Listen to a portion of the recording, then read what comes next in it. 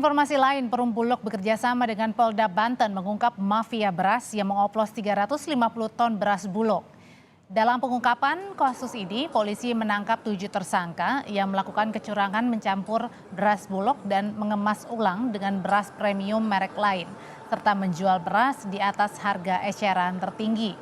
Polisi bilang motif tersangka untuk kebutuhan pribadi.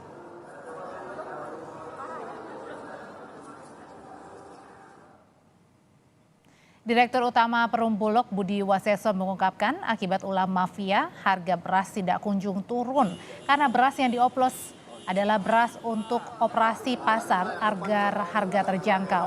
Oleh pelaku, beras Bulog seharga Rp8.300 dijual dengan harga Rp12.000 seharga beras premium. Buas menekankan pelaku praktik mafia pangan harus dihukum tegas. Mungkin beras dari Bulog mereka beli 8.300 langsung diganti bajunya. Dia jual dengan pasar premium. Masalah ini dengan pembuktian sekarang bahwa apa yang saya sampaikan ini terbukti hari ini. Ini masalah kehidupan, masalah perut masyarakat. Ya. Nah ini juga harus kita sikapi karena menurut saya kalau ini didalami dan ini memang ada unsur kesengajaan dan ini merupakan wujud kegiatan mafia yang tujuannya kepada negara ancamannya, ini bisa dikenakan undang-undang seversi.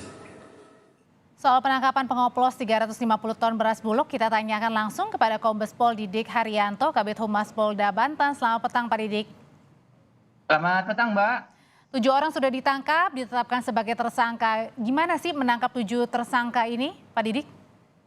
Oke, terima kasih Mbak. Ini berawal dari perhatian serius Bapak Presiden Republik Indonesia terkait dengan kenaikan terutama beras dan kemudian dibuktikan pada beberapa waktu yang lalu Direktur Utama Perum Bulog Bapak Budi Waseso melaksanakan sidak di salah satu pasar di Cipinang dan ternyata memang menemukan terkait kecurangan tersebut Mbak.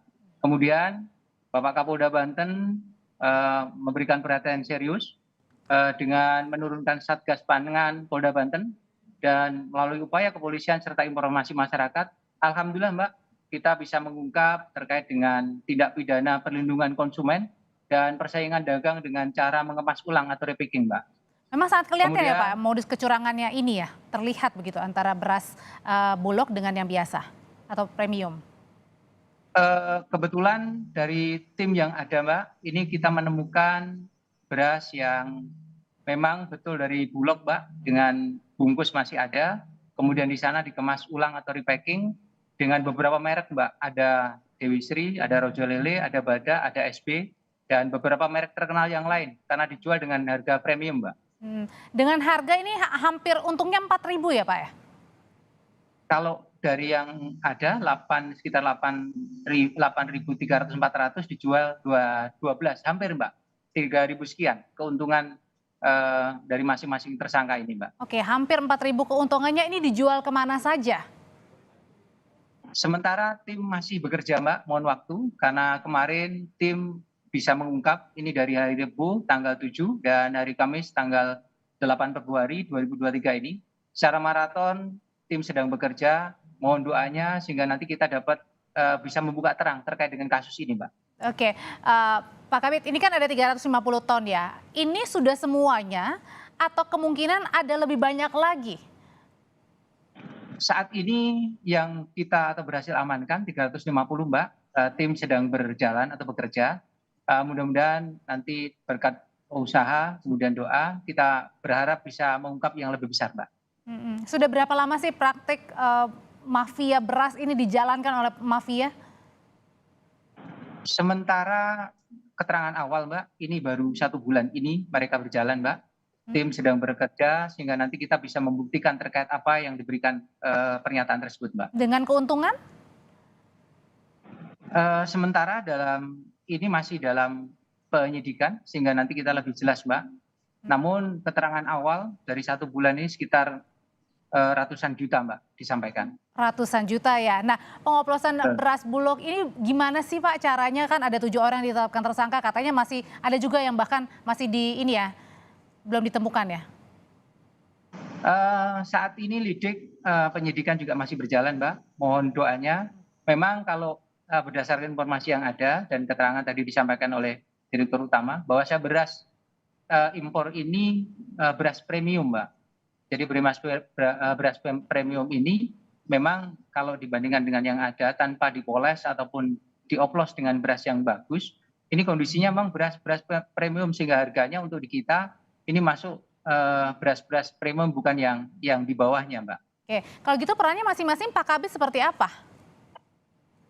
Dari ketujuh tersangka ini, Mbak, mereka memang tidak ada keterkaitan dan ini alhamdulillah bisa kita amankan atau kita saat ini masih di Polda. Ada HS 36 tahun, ada TL 39 tahun, kemudian ada AL 58 tahun, kemudian ada BR 31 tahun, kemudian ada FR 42, kemudian ada HM 66 serta ada ID 30 tahun. Mereka masing-masing dan ini di 5 kota, Mbak. Baik ada di Lebak, kemudian ada di Pandeglang, ada di Cilegon, kemudian ada Serang Kabupaten dan Serang Kota, Mbak. Oh oke, jadi masing-masing berbeda dan tidak kenal satu sama lain. Oleh karena itu ngambil beras Bulognya ini dapat dari mana? Kan pasti ada penyuplainya, Pak Kabit. Mereka modusnya, Mbak, ini memanipulasi DO dari distributor maupun dari mitra Bulog, Mbak. Kemudian mereka juga monopoli terkait dengan sistem dagang karena mereka ada pemilik RPK juga sebagai downline Bulog itu, Mbak. Jadi tidak didistribusikan sesuai dengan ketentuannya, Mbak.